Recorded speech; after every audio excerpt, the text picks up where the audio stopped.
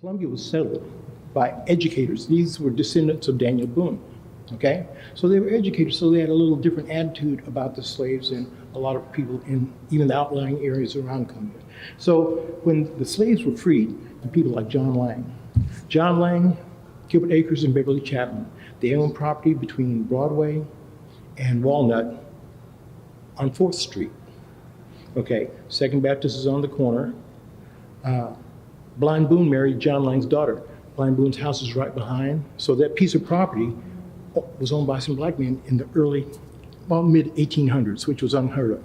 But to tie things together, the first school met in the home of John Lang, okay? And basically, once the State Board of Education decided that they needed to do something but to educate the colored people who were no longer slaves, they decided to create a school. The school was called Excelsior. Excelsior was built on the place where Douglas is.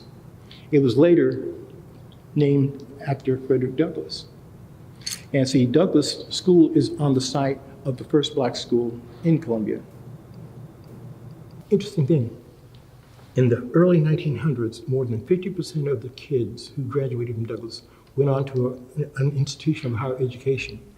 Lincoln Institute, Lincoln University was Lincoln Institute, or else they would go to Kansas City to some other. There weren't a lot of advanced education schools for people of color in those days, but over 50% of those kids went somewhere else. Oh, believe it or not, in the early 1900s, the population of Douglas was over 650 kids. There's not even that many there now. Let's see what else we got here. I'll show you this one. Here you go. This is another copy of one of the Douglas School newspapers. This was in 1927. William Washington graduated from Douglas High School. He wound up being one of the CEOs for Sprint out of Kansas City.